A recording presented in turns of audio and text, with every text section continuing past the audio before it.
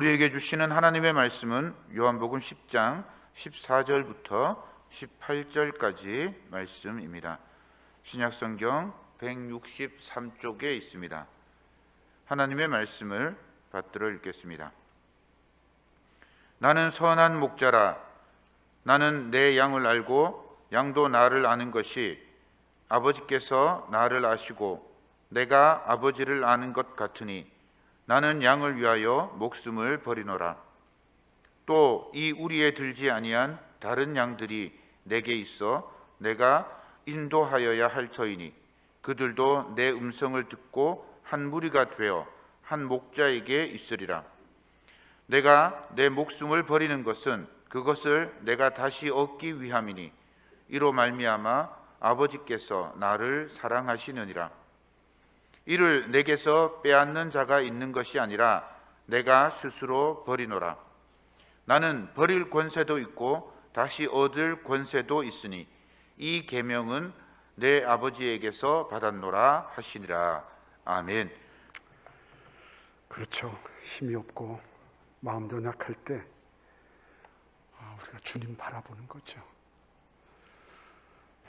오늘도 우리가 주님을 바라보면 그의 음성을 듣고 우리의 삶 속에 하나님이 주시는 새 힘과 능력으로 충만해지는, 그래서 예수 그리스도를 더 깊이 더 강력하게 쫓는 그런 귀하고 복된 예배 시간이 되게 하실 줄로 믿습니다.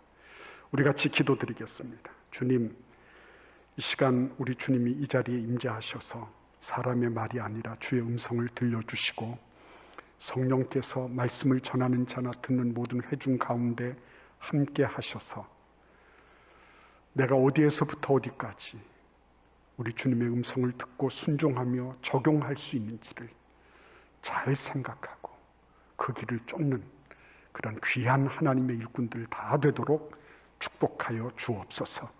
말씀을 들으며 성장하게 하시고 성숙하게 하시고 말씀을 들으며 아름다운 열매를 맺는 구체적인 실행을 감당할 수 있도록 도와주옵소서.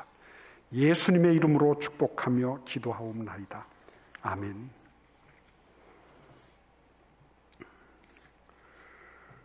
사람들은 내가 이 세상에서 얼마나 잘 사는가 하는 것에 대해서 관심이 많아요.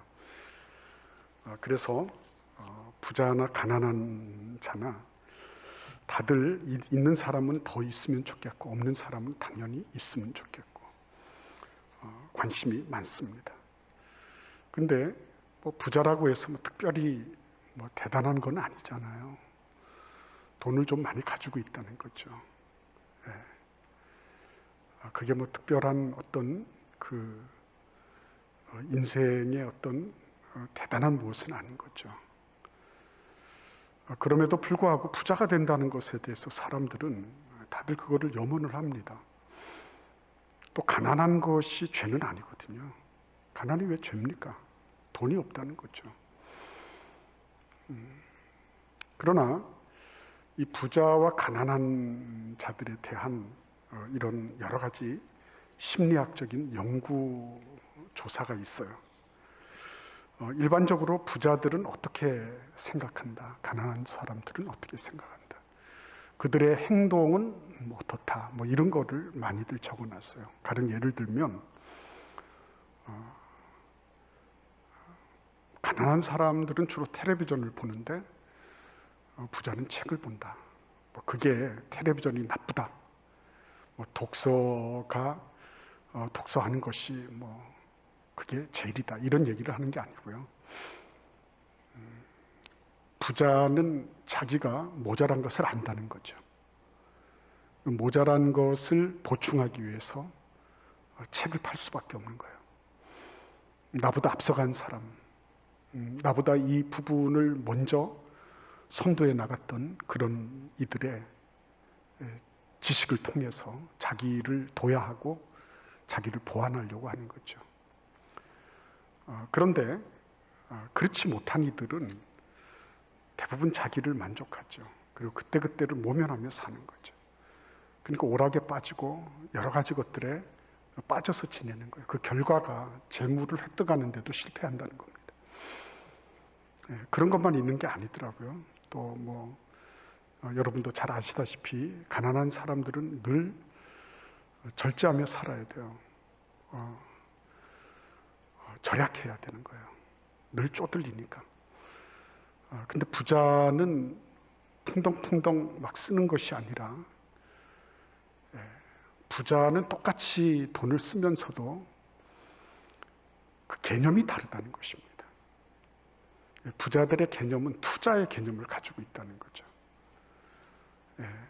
있는 사람 없는 사람 다 같이 시장에 가서 물건을 산다. 그러면 부자들은 생각하기를, 특별히 내가 채소를 사고 과일을 사고 아니면은 먹거리를 산다 그럴 때, 부자들의 개념은 내가 이것을 우리 집안의 가족들의 건강을 위해서 투자한다는 그런 개념을 가지는 거죠. 그런데 그렇지 못한 사람들은 또 돈이 나가는구나, 큰일 났다, 이거 쓰면 어떻게 하지, 발발발발 떠는 거죠. 늘 쪼들려요. 있어도 불안해. 그런 사람은 없으면 더 두려워. 부자는 똑같이 지갑이 비어있지만 어떻게 해요? 그거는 내가 돈을 버리거나 소모한 게 아니라 투자해서 언젠가 돌아올 거라고 하는 기대를 가지는 거죠. 그게 다른 거예요. 현실을 바라보면서 현실 앞에 무너져 내리느냐, 불안하고 두려운 거예요. 그러나 현실을 받아들이지만, 똑같이 썼으니까 돈 없어요. 그러나 그것을, 그 너머를 볼 수 있느냐, 다른 거예요, 이게. 그러니까 늘 쪼들리고 늘 인색하게 살아가시는 그런 분들은 자기의 한계를 그렇게 딱 정해놨어요. 이거 넘어가면 큰일 난다, 죽는다라고 생각을 해요. 그래서 부자들이 가지고 있는, 돈 있는 사람들이 가지고 있는 성취감이 뭔지, 돈을 통해서 이룰 수 있는 것들이 무엇인지를 잘 몰라요. 그들이 보는 거는 돈은 만약에 악이다 이렇게 생각해요. 근데 그렇지 않습니다. 돈을 사랑하는 게 그게 악의 근원이고 그게 문제지, 돈을 사랑하는 것이 아니라 돈을 돈대로 보는 거죠. 그러면서 돈을 활용할 줄 아는 게 중요한 거죠. 제가 어떤 그 식당에 갔어요. 근데 그 식당이 늘 사람들이 붐벼요. 그러니까 어느 날 이렇게 식사를 마치고 나오면서 그 여주인이, 60대가 넘는 여주인이, 아주 온화하게 생긴 분인데 얘기를 하게 됐습니다. 물어봤어요. 여기 뭐 사람들이 많아서 돈 많이 버시겠어요? 그랬더니 그 여주인이 하시는 말씀이, 아니요, 우리 직원들이 돈 많이 벌었어요, 그러더라고요. 어떻게 그렇게 벌었어요? 제가 놀래가지고 물어보니까, 아니, 우리 직원들이 집도 사고 애들 공부도 다 시키고 다 했어요. 그러는 거예요. 제가 굉장히 그 호기심이 동하더라고요. 그런데 사람들이 이렇게 줄 서가지고서 계산을 기다리고 있으니까 저만 얘기를 할 수가 없어서 그냥 나왔어요.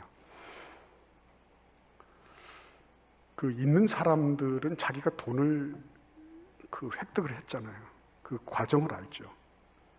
그리고 그 과정을 통해서 성취감도 느끼고 그 과정이 어떤지를 알기 때문에 그렇지 못한 사람들이 이끌어서 그런 그 재물을 획득할 수 있는, 그렇죠? 돈을 벌 수 있는 그런 길로 이끌어낼 수가 있어요. 근데 돈이 없으면, 돈 없는 것도 서러운데요, 더 서러운 건 뭐냐면 그런 기회조차 없는 거죠.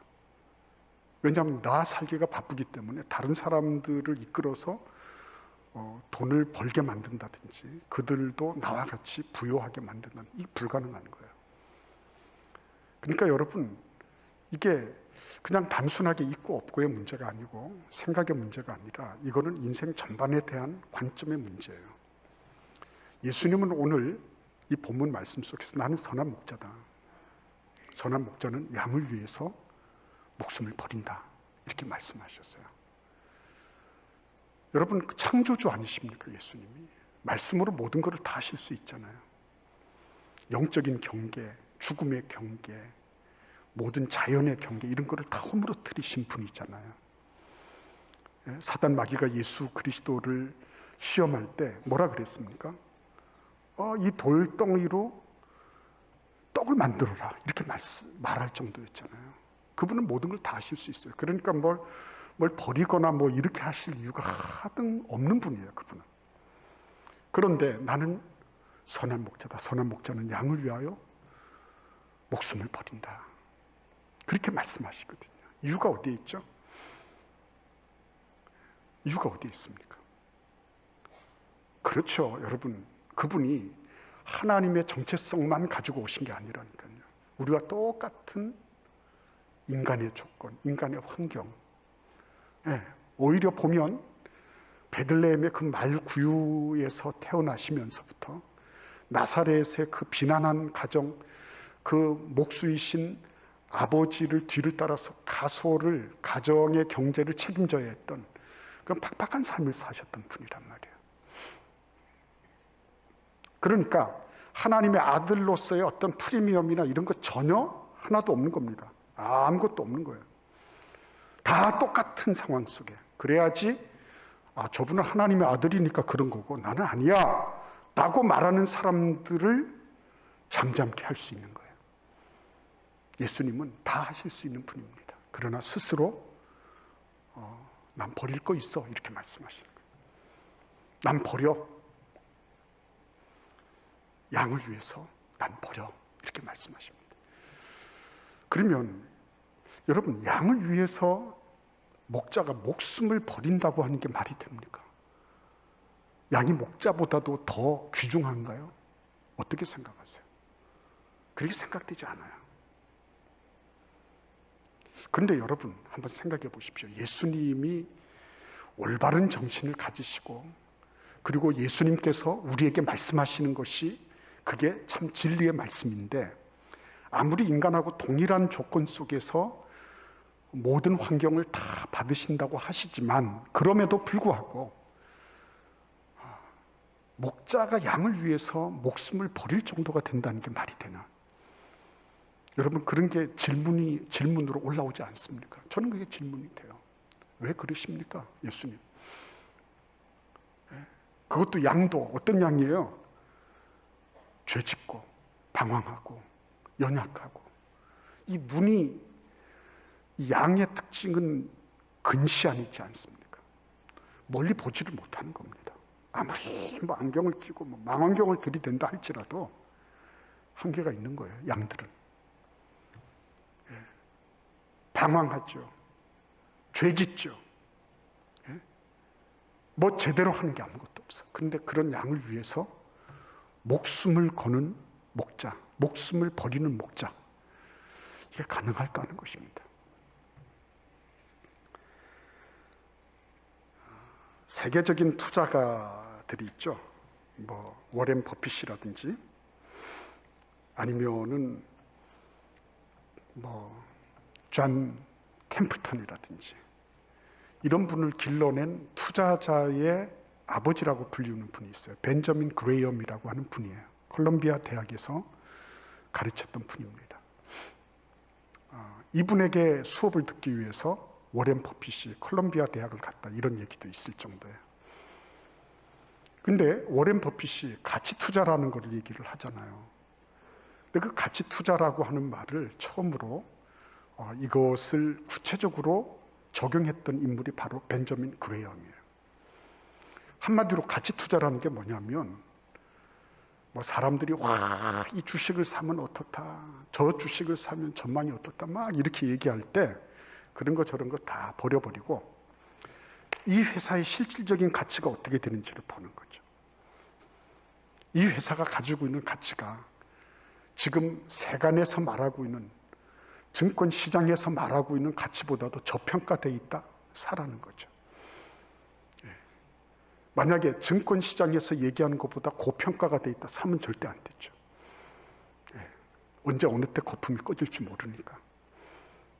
그래서 증권 시장에서 사람들이 이런 말하고 이런 분석가는 저런 얘기를 하고 앞으로 어떻게 될 거라고 말을 하지만 이런 모든 것들을 제하여 버리고, 그리고 진짜 그 회사가 가지고 있는 내재적 가치가 얼마나 되느냐를 보는 눈이 중요하다는 거예요.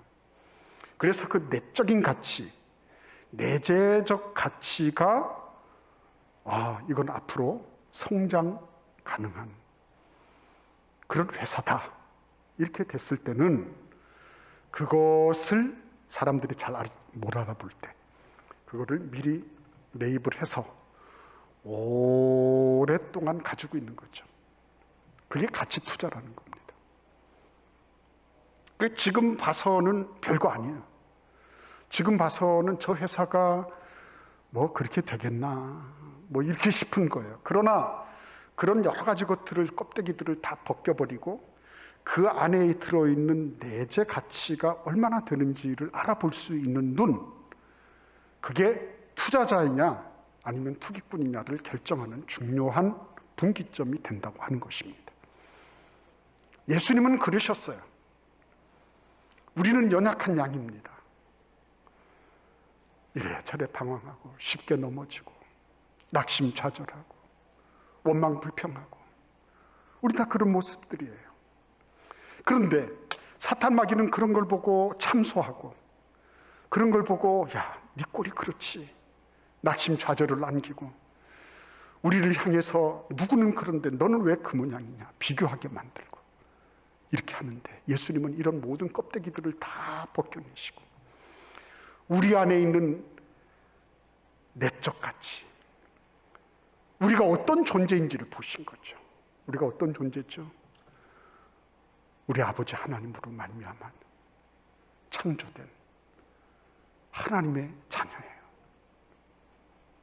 우리 하나님께서 영원 전부터 영원 후까지 오직 유일하신 한 분 하나님이신 것처럼 나라고 하는 존재도 영원 전부터 영원 후까지 나 하나밖에 없어요. 닮은 사람도 있고 비슷한 사람도 있고, 그리고 아주 뭐 습성이나 이런 것들이 다 같아 보이는 사람이 있을지 모르지만 나라고 하는 자는 온 우주선이 하나밖에 없는 거예요. 예수 그리스도는 하나님으로 말미암아 창조된 나를 보신 거예요. 나의 연약하고 부질없는, 나의 형편없는 그런 죄악된 그런 모습 속에서도 아버지 하나님이 만세 전부터 예비하셨다가 이 땅에 내어놓으신 둘도 없는 하나, 그 하나를 예수 그리스도는 귀하게 보신 거예요. 그리고 어떻게 하신 거예요? 거기다가 자기 자신을 던지신 거예요. 무엇을 위해서? 흔들리고 넘어지고 그냥 내버려 두면 죽을 수밖에 없는, 멸망길로 갈 수밖에 없는 그 한 마리 양을 위해서 이 목자가 자기 자신을 던진 거예요. 이유는 어디에 있습니까? 그만큼 가치가 있다는 거죠. 사랑하시는 하나님 아버지께서 그의 아들을 보내셔서 이 흔들리고 있는, 어떻게 보면 참 그냥 내버려 두면 죽을 수밖에 없는 그 한 마리 양이지만, 그럼에도 불구하고 너야말로 내 아들 예수 그리스도를 십자가에 매다는 한이 있더라도 반드시 구원해야 할 존귀한 존재다. 그거를 말씀해 주시려고 예수 그리스도께서 오신 거예요. 그걸 위해서 자신을 던지시는 거예요. 그걸 위해서. 영원 전부터 영원 후까지 하나님께서 우리를 창조하시고 우리를 향하여 가지고 계신 그 거룩하고 복된 영원하신 그 뜻을 예수 그리스도는 받으신 거예요. 그래서 이 양들이 멸망의 길을 가는 것을 가로막으시고 그 모든 죄가를 다 뒤집어 쓰시고, 그리고는 예수께서 당신 자신을 던지신 거예요. 그러니까 여러분, 아무도 함부로 보지 마십시오. 아무도 함부로 보지 마십시오. 아이들 성적 순으로 보지 마십시오. 우리 남편, 우리 아내의 그 모든 것들을 당신이 얼마나 벌어오냐 못 벌어오냐 이런 걸로 보지 마세요. 그런 거 다 버려도 하나님 아버지께서 딱 한 사람, 영원 전부터 영원 후까지 딱 한 사람밖에 없는 거예요. 나나 당신이나 한 사람밖에 없는 거예요. 네.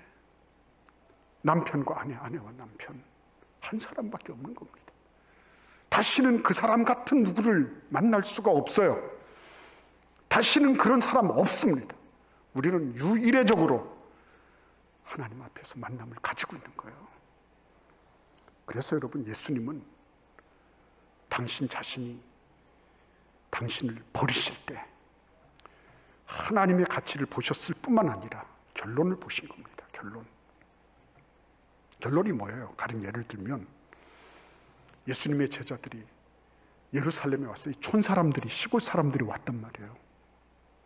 근데 46년 동안 지어진 헤롯의 성전을 보면서 이 사람들이 막 칭찬하기 급급했던 겁니다. 와, 이거 대단하구나. 예수님, 저 성전의 규모하고 저 대리석하고 어떻게 보세요? 그랬을 때 예수님께서 한 말씀 하시죠. 뭐라고 말씀하세요? 돌 위에 돌 하나도 남기지 않고 다 무너뜨려지리라. 딱 한 말씀 하시죠. 뭡니까? 이 세상의 결국을 보시는 거예요. 이 세상에서 그렇게 건사할 게 없다는 거예요. 이 세상에서 뭐 이거를 막 이게 막 쌓고 올리고 모으고 다듬고 해서 이게 영원히 가면 참 좋겠는데 참 안쓰럽게도 돌 위에 돌 하나도 남김없이 다 무너뜨려질 것이다. 그러니까 예수 그리스도는 그 결론을 보시면서 이 땅에서 옥체 보존하시면서 100년을 살고 200년을 살고 그렇게 할 수 없잖아요. 인간과 똑같은 모습이시니까. 인간의 한계를 명확하게 보신 것입니다. 그리고 인간 이대로 내버려 두면 결국은 돌 위에 돌 하나도 남김없이 다 무너뜨려지는 그러한 상황 속에 내 동생이 처질 수 있다는 것을 예수님은 보고 계셨던 거예요. 그래서 아낌없이 던지신 겁니다. 아낌없이 던지신 거예요. 여러분, 어떻게 보면 이런 일들이 예수님이니까 그렇다 이렇게 쉽잖아요. 그렇지 않습니다. 1958년도에 남미 에쿠아도르를 선교하러 갔던 짐 엘리엇이라고 하는 그런 젊은 선교사가 있어요. 자기 친구들하고 4사람이 갔습니다. 근데 그 아우카족이라고 하는 그 사람들이 살고 있는 강변에 헬리콥터를 타고 내렸는데 이 아우카족이 그냥 그 사람들을 기습해서 창으로 다 찔러 죽였어요.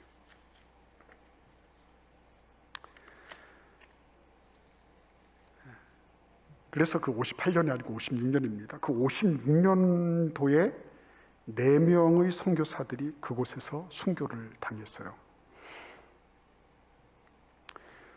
그 4명의 선교사들은 호신용 권총을 다 차고 있었습니다. 자기들이 만약에 하려고만 했으면, 살려고만 했으면 달려드는 그 창 들고 창이 빠르겠어요? 권총이 빠르겠어요?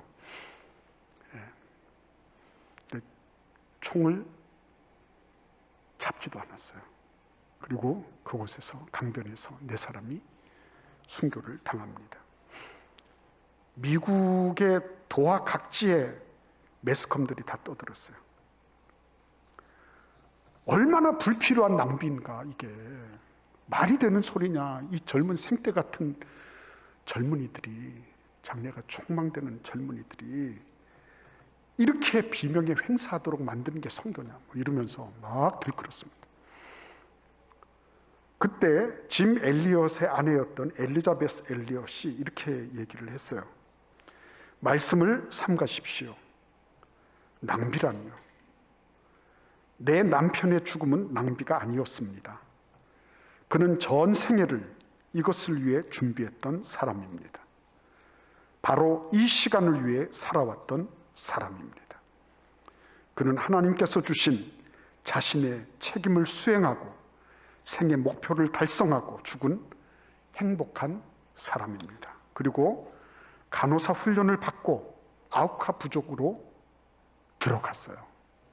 다행스럽게도 이 아우카 부족은 여자를 죽이는 것은 창피한 일로 알고 있었습니다.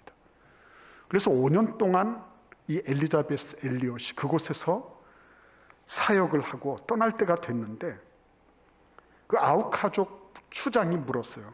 아니 도대체 당신은 뭐 하는 사람이요? 물었어요. 그때 비로소 이 엘리자베스가 얘기했어요. 당신들이 죽였던 그 남자의 아내입니다. 남편이 당신들을 향해 가지고 있었던 예수님의 사랑을 이제 내가 전하기 위해서 이곳에 돌아왔습니다. 그랬어요. 참 충격을 받았죠. 그리고 수십 년이 지난 후에 그곳에는 수많은 교회들이 세워졌어요. 짐 엘리엇이 죽었던 강변 마을에 교회가 세워졌는데 그곳의 담임 목사가 엘리엇의 아들이었습니다. 그리고 그 교회를 섬기는 장로와 교사들이 그때 당시 엘리엇을 죽였던 사람들이었어요.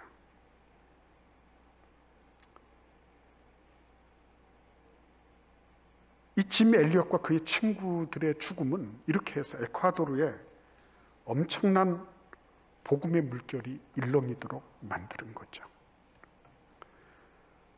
그가 젊었을 때 썼던 일기장에 이런 글이 있습니다. 영원한 것을 얻기 위해 영원하지 않은 것을 버리는 자는 절대로 어리석은 자가 아니다. 영원한 것을 위해서 영원하지 않은 것을 버릴 수 있는 자, 그런 사람은 어리석은 자가 아니다. 예수님은 하나님이 지으신 하나님의 양, 하나님의 자녀들을 위해서 영원하지 않은 이 육신의 것들을 내놓으셨어요. 그리고 영원하신 하나님의 뜻을 받드셨어요. 예수 그리스도는 그렇게 해서 당신 자신이 정말 하나님이 만드신 이 한 사람 한 사람이 얼마나 소중한 일인지, 우리가 그냥 스쳐 지나가고 있는, 무심하게 보고 있는 이 한 사람 한 사람을 하나님은 얼마나 귀하게 여기고 계신지, 그거를 예수 그리스도를 통해서 증거하시기를 원하셨던 것입니다. 그렇죠. 성경 전체는 버리는 얘기예요. 그리고 다시 얻는 얘기예요. 다 그렇습니다.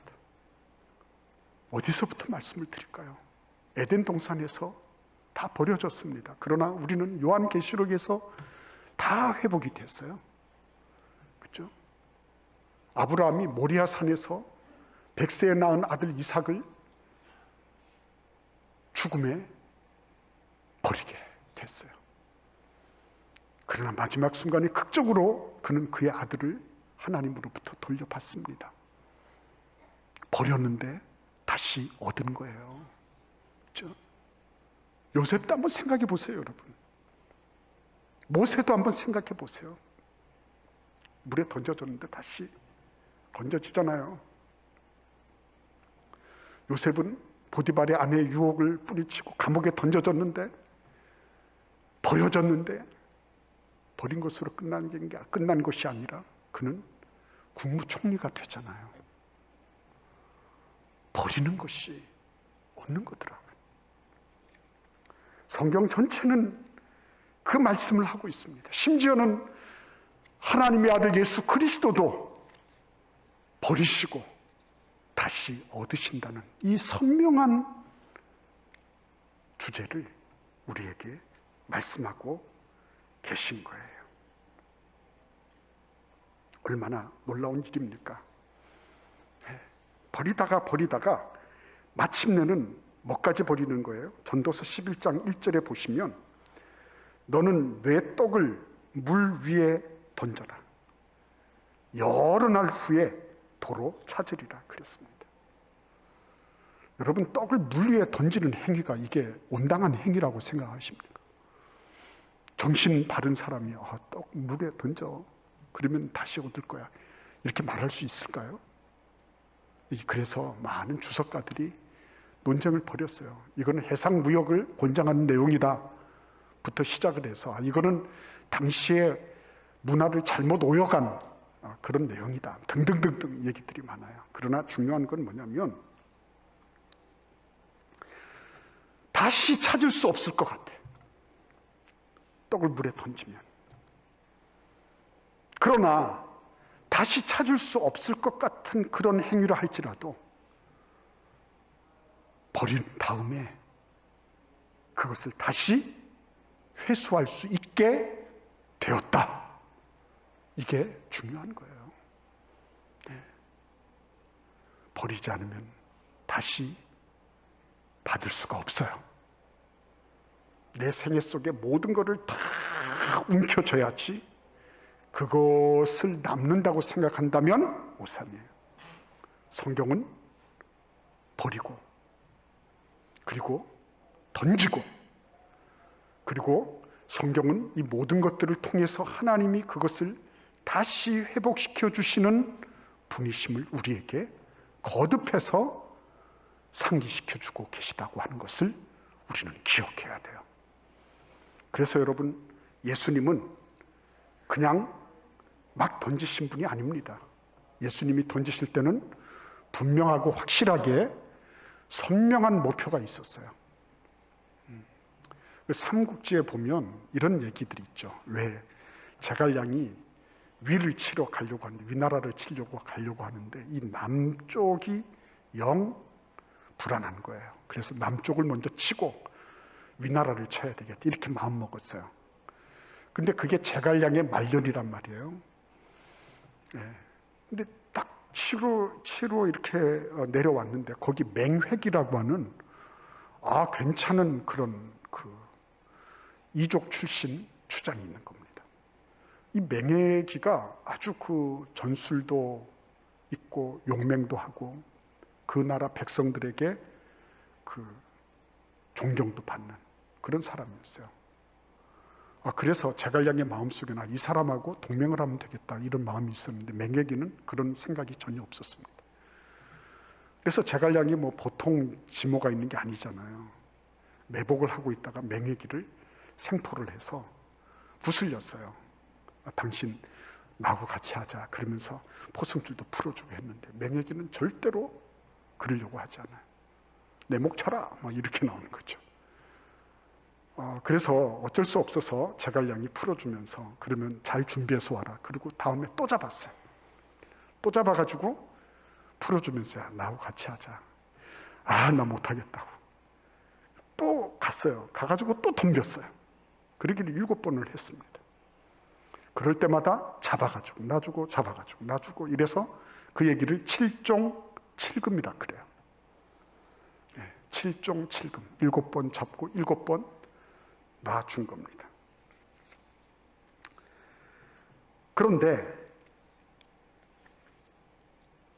제갈량은 다른 사람은 그렇게 7종 7금을 할 수 있었습니다. 근데 자기는 그러지를 못했어요. 그게 문제예요. 그가 마지막 전투를 앞두고 자기 몸이 다르다는 걸 알았어요. 그래서 부하들에게 얘기했습니다. 내가 만약에 여기에다가 내 방에다가 내 진에다가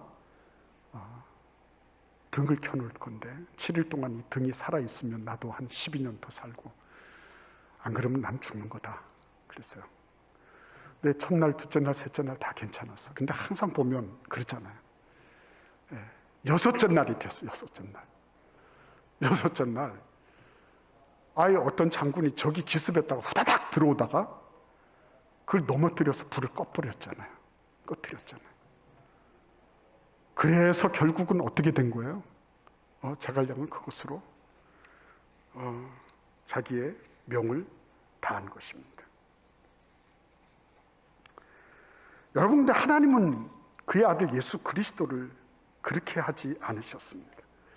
고린도전서 15장 3절에서 8절 말씀을 보시면, 내가 받은 것을 먼저 너희에게 전하였노니 이는 성경대로 그리스도께서 우리 죄를 위하여 죽으시고 장사 지낸 바 되었다가 성경대로 사흘 만에 다시 살아나사 게바에게 보이시고 후에 12 제자에게와 그 후에 500여 형제에게 일시에 보이셨나니 그 중에 지금까지 대다수는 살아있고 어떤 사람은 잠들었으며 그 후에 야고보에게 보이셨으며 그 후에 모든 사도에게와 맨 나중에 만삭되지 못하여 난 자 같은 내게도 보이셨느니라 그랬어요. 예수님은 당신 자신을 십자가에 던지시고 다시 일어나신 겁니다. 제갈 공명은 하지 못했죠. 그래서 예수님은 이걸 하셨어요. 그리고 당신만 살아나셨나요?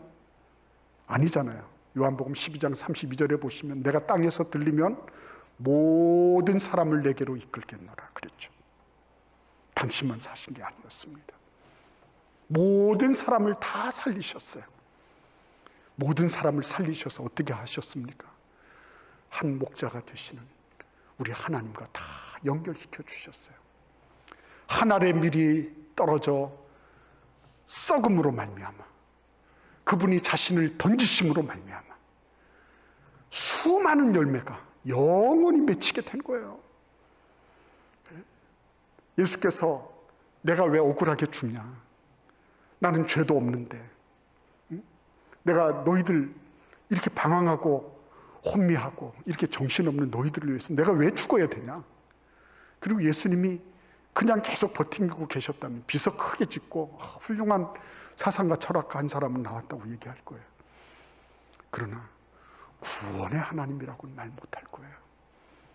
우리를 구원하신, 영원히 구원하신 우리의 주님이라는 그런 고백은 들을 수가 없을 거예요.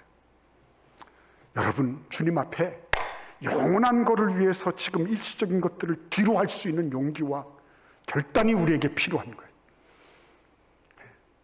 내가 지금 붙잡고 있는 게 영원한 거냐 아닌 거냐 잘 살펴보십시오.